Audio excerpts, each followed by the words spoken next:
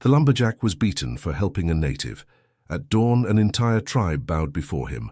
Welcome back to our channel, where we bring you the most incredible true stories from the American frontier. Before we dive into today's extraordinary tale of courage and honor in the Old West, make sure to hit that subscribe button and ring the notification bell.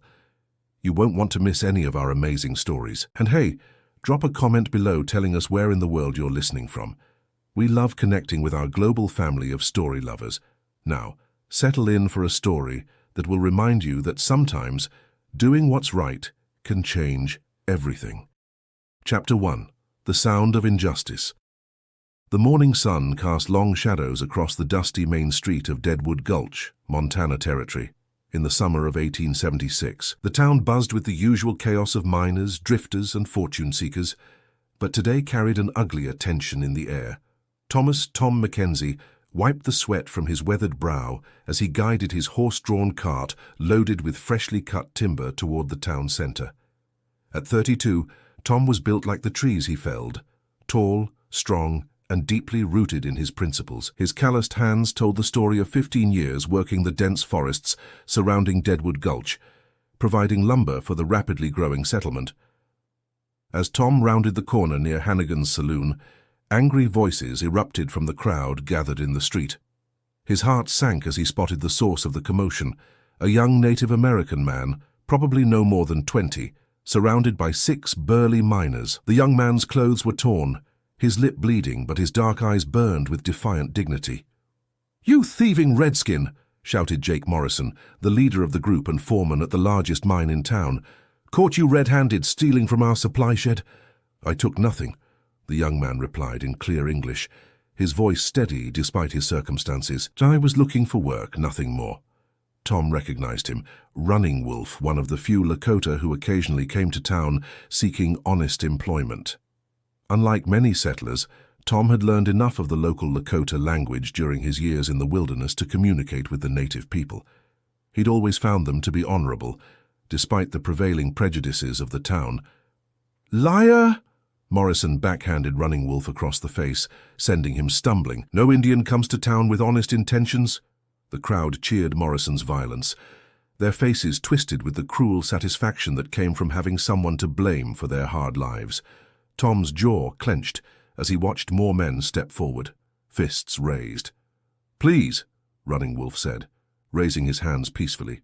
"I have done nothing wrong. Let me leave in peace." "The only place you're leaving is in a pine box," Morrison snarled, pulling back his fist for another blow. Tom couldn't watch anymore. Every fiber of his being screamed against the injustice unfolding before him. His father had taught him that a man's worth wasn't determined by the color of his skin, but by the content of his character. Tom had seen Running Wolf work. He was honest, hard-working, and skilled. "That's enough!" Tom's voice boomed across the street as he jumped down from his cart. The crowd turned to look at the tall lumberjack striding toward them, his face set with determination. Morrison's eyes narrowed with irritation. "Stay out of this, Mackenzie. This doesn't concern you." "Beating an innocent man concerns every decent person in this town," Tom replied, stepping between Morrison and Running Wolf. "I know this man. He's never stolen so much as a nail from anyone." Morrison's face reddened with rage. "You calling me a liar, tree cutter?" "I'm calling you a bully," Tom said evenly, "and I'm telling you to back down before this goes too far." The crowd murmured, some surprised by Tom's intervention, others angry that he would defend a Native American. Running Wolf looked at Tom with a mixture of gratitude and concern, understanding that the lumberjack had just put himself in serious danger. Morrison stepped closer to Tom, his breath reeking of whiskey despite the early hour. "You know what I think, Mackenzie? I think you've been spending too much time in those woods with the savages. Maybe you've forgotten which side you're supposed to be on." "I'm on the side of what's right," Tom replied firmly. "I always have been, always will be." The tension in the street was thick enough to cut with an axe. Women pulled their children away from windows, and men's hands drifted toward their weapons. Tom could feel the situation spiraling toward violence, but he stood his ground. "Last chance, Mackenzie," Morrison growled. "Fight, walk away, or you'll regret it."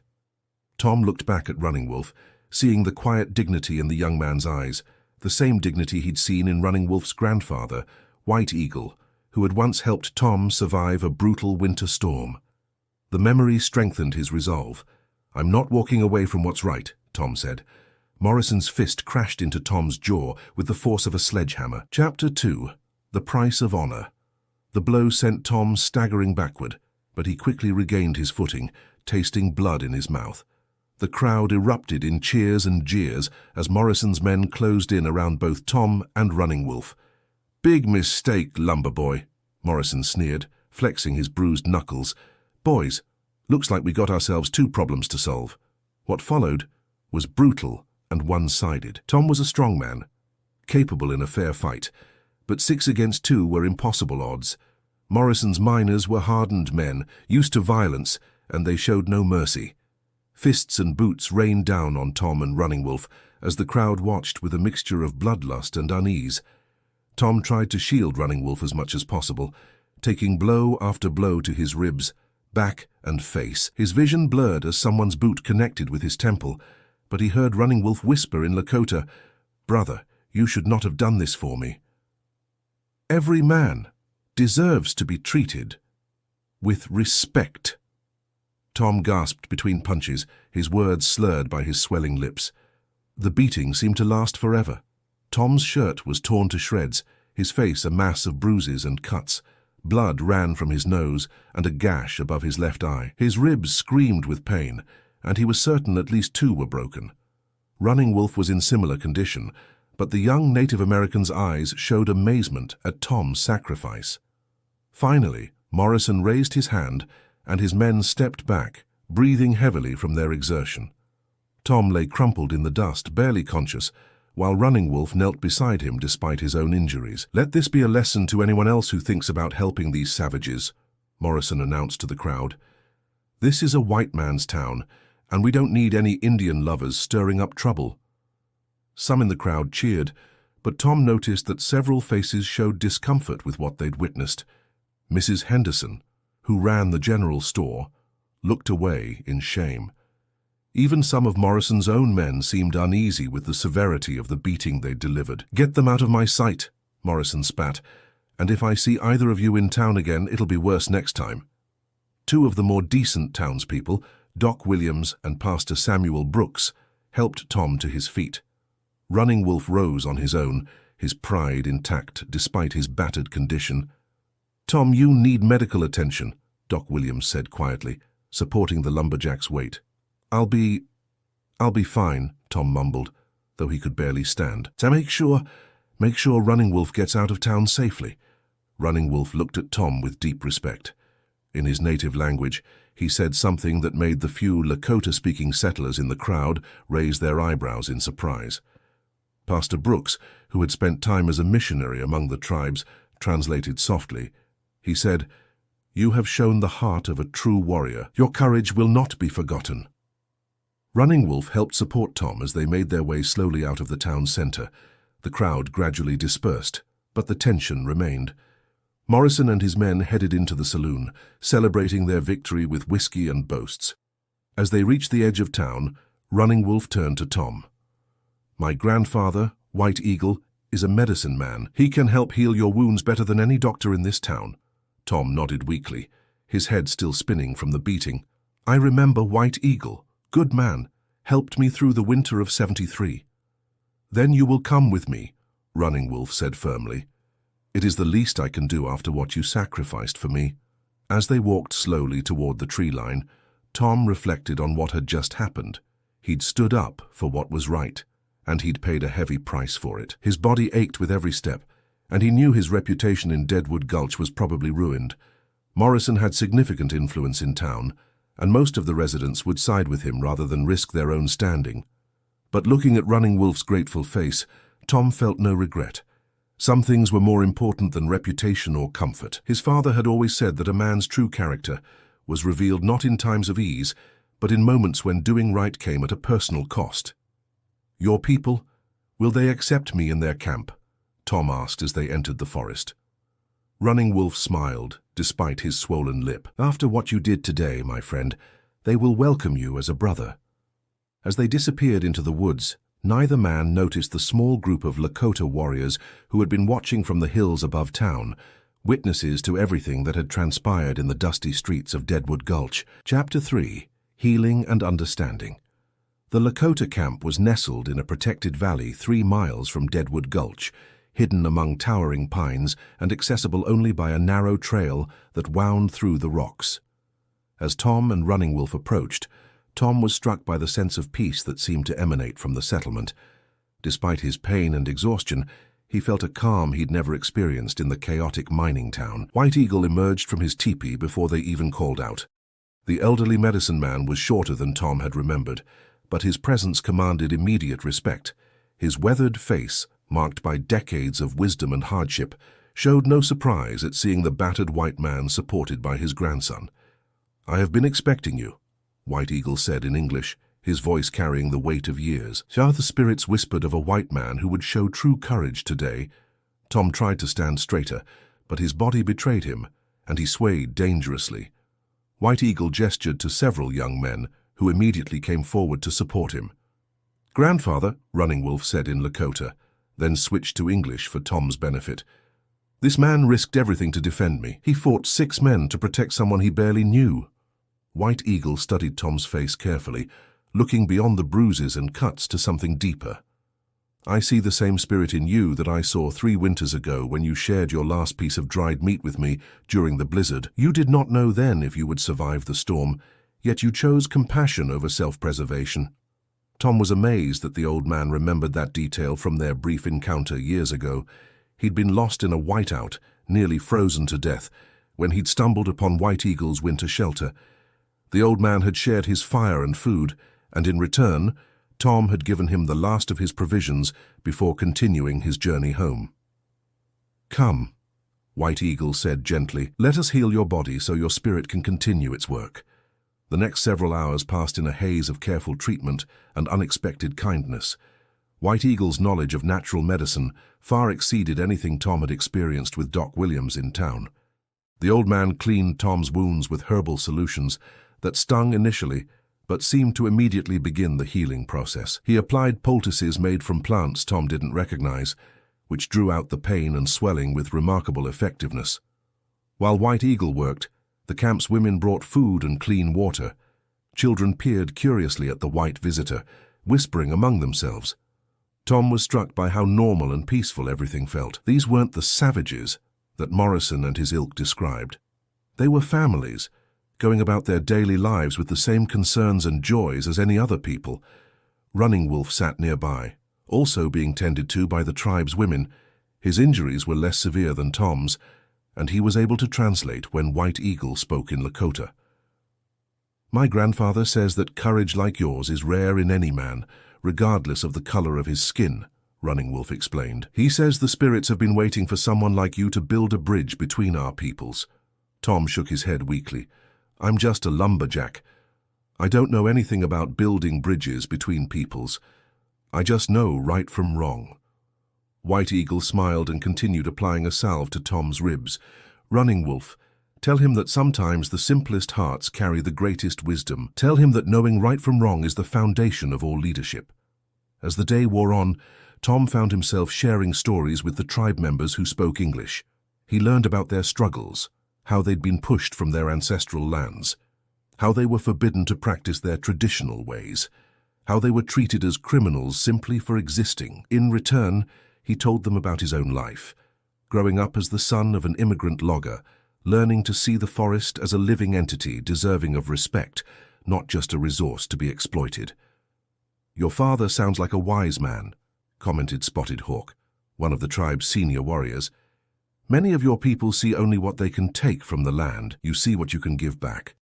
That evening, as Tom rested by the central fire, White Eagle approached him with a serious expression. "Tom Mackenzie," the old man said formally, "what you did today will have consequences beyond what you can imagine. Morrison and his men will not forget or forgive your interference.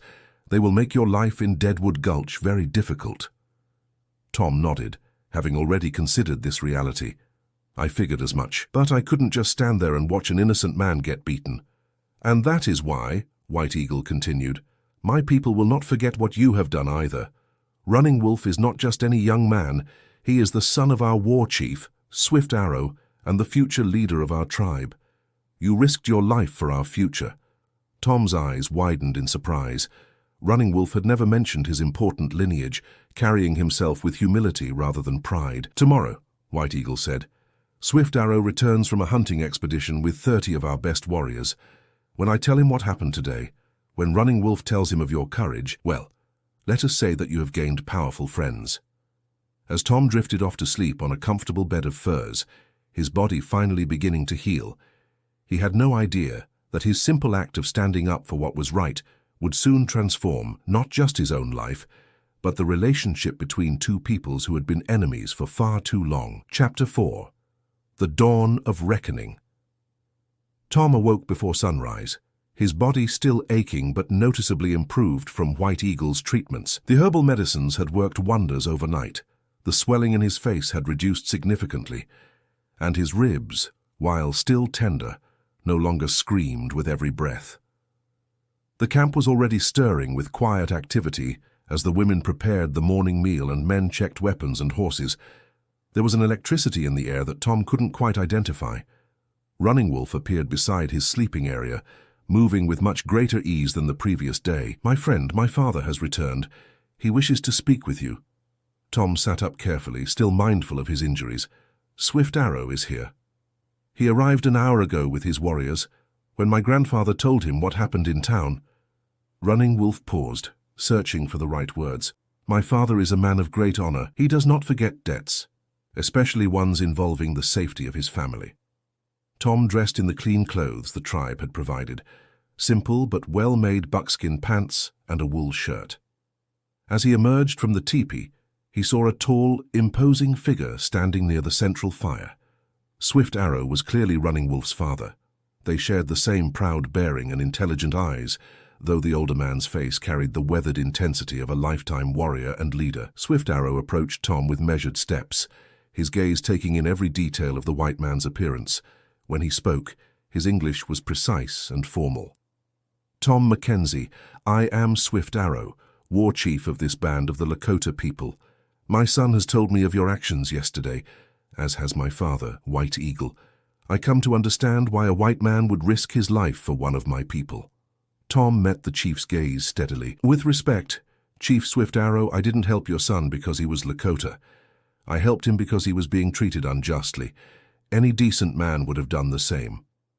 Swift Arrow's stern expression flickered with what might have been approval. "Yet no other decent man in your town stepped forward, only you." "Then maybe there aren't as many decent men in Deadwood Gulch as I'd hoped," Tom replied honestly. This time, Swift Arrow's lips curved in what was almost a smile. White Eagle spoke truly. "You have a warrior's heart, even if you do not carry a warrior's weapons." The chief gestured for Tom to follow him to an elevated spot overlooking the valley.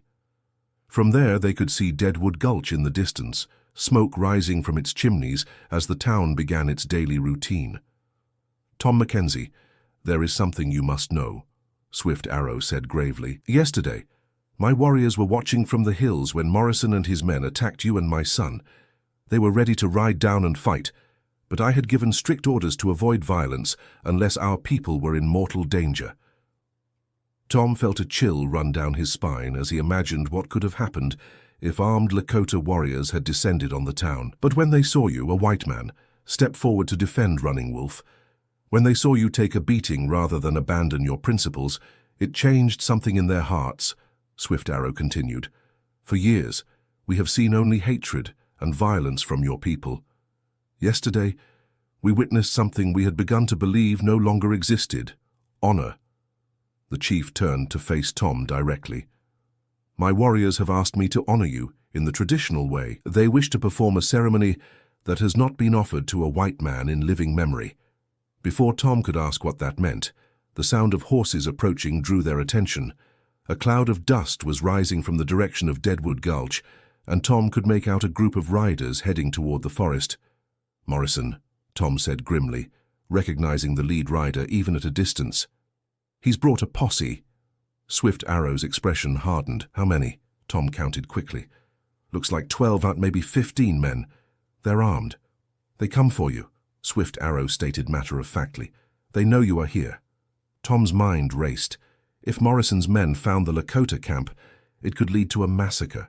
The townspeople were already prejudiced against the Native Americans, and Morrison would use any excuse to justify violence. "I have to go back," Tom said, starting to move toward the camp. "Chris, I won't let your people get hurt because of what I did." Swift Arrow's hand fell on Tom's shoulder, stopping him. "No, you will not face them alone again. Chief, with respect, if they find your camp." "They will find more than they bargained for," Swift Arrow interrupted, his voice carrying the steel of absolute authority. "Tom Mackenzie, you honored my son when no one else would. Now, my people will honor you." The chief let out a piercing whistle that echoed across the valley. Within moments, the camp exploded into organized activity. Warriors emerged from teepees, already armed and painted for battle.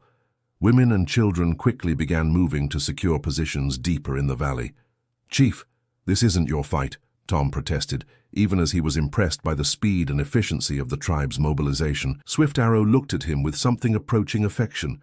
"My friend, when you stood up for my son, you became family, and family protects family." As the Lakota warriors mounted their horses and checked their weapons, Tom realized that his simple act of conscience had set in motion events far beyond anything he could have imagined. Morrison was about to get a lesson in what it meant to cross a man who had earned the respect and protection of one of the most formidable warrior societies on the frontier.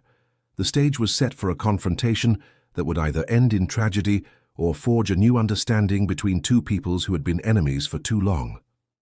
Chapter 5. Honor at Dawn. Morrison's posse thundered through the forest, following the obvious trail left by Tom and Running Wolf the day before. The mine foreman rode at the head of the group, his face twisted with rage and determination. Behind him, 15 of Deadwood Gulch's roughest men carried rifles and pistols, convinced they were about to corner a Indian lover and teach him a final lesson. "Remember, boys," Morrison called back to his men as they neared the valley, "Mackenzie's probably got savage friends helping him now. We shoot first and ask questions later." What Morrison didn't know was that his every move had been tracked by Lakota scouts since he'd left town. Swift Arrow had positioned his warriors with military precision, and the posse was riding straight into a perfectly orchestrated trap. As Morrison's men emerged into the valley clearing where the camp was located, they expected to find a few teepees and maybe a handful of hostiles they could easily intimidate. Instead, they rode into an amphitheater of armed warriors positioned on every ridge and behind every large tree. The posse's horses reared in panic as 30 Lakota warriors seemed to materialize from the landscape itself, weapons drawn but not yet aimed. The townsmen found themselves completely surrounded, with no avenue of escape. "Well, well!" Swift Arrow's voice rang out as he rode into the clearing on a magnificent black stallion, Tom beside him on a borrowed horse. "It seems some uninvited guests have come calling." Morrison's face went pale as he realized the magnitude of his miscalculation. He'd expected to find Tom hiding in some remote cabin, not surrounded by what appeared to be an entire war party. We just came for Mackenzie," Morrison stammered, his earlier bravado evaporating. "This is between him and us." "Is it?" Swift Arrow asked mildly, though his tone carried unmistakable menace. "Yeah, you brought 15 armed men to pursue one injured lumberjack. That seems excessive." Tom rode forward, his bruised face set with determination. Despite White Eagle's treatments, he still bore the clear marks of yesterday's beating, and several of Morrison's men shifted uncomfortably in their saddles as they saw the results of their handiwork. "Morrison," Tom said evenly, "you've made your point. I paid the price for helping Running Wolf. There's no need for anyone else to get hurt." "Damn right you paid," Morrison snarled, his fear making him reckless. "And you'll pay more before we're done with you, you savage-loving traitor." The insult hung in the air like a drawn blade. Tom felt the entire valley tense as 30 Lakota warriors responded to the slur against their friend. Swift Arrow raised his hand almost imperceptibly, and the sound of weapons being readied echoed from the surrounding ridges. "Mr. Morrison," Swift Arrow said, his voice dropping to a dangerous whisper, "you have just insulted a man who showed honor when your people showed only hatred. You have insulted a man who my tribe now considers family." Morrison looked around desperately, Finally understanding the precariousness of his situation, his men were equally terrified, realizing they were moments away from a battle they couldn't possibly win. "Sai, choose your next words very carefully," Swift Arrow continued, "because they may be your last." For a long moment, the only sounds in the valley were the nervous stamping of horses and the whisper of wind through the pines. Tom could see the calculation in Morrison's eyes. The man was weighing his pride against his life. Finally, one of Morrison's men, a younger miner named Billy Henderson, spoke up shakily. "Mr. Morrison, maybe we should just go back to town. We found Mackenzie. We delivered our message. Ain't no need for more trouble." Morrison's jaw worked furiously, but he wasn't stupid enough to start a fight he couldn't win. "This isn't over, Mackenzie," he growled. "Yes," Swift Arrow said firmly. "It is." The chief guided his horse closer to Morrison's, his presence radiating controlled power. "You will return to your town, and you will spread this message. Tom Mackenzie is under the protection of the Lakota. Any man who harms him harms us all. Any man who threatens him threatens our entire tribe." He paused, letting the weight of his words sink in. "And Mr. Morrison, should you choose to ignore this warning, you will discover that 30 warriors are only the beginning of what we can bring to bear." Morrison's face cycled through several emotions: rage, humiliation, and finally, grudging acceptance of reality. He jerked his horse's reins around, preparing to leave. "One more thing," Swift Arrow called out. Morrison looked back reluctantly.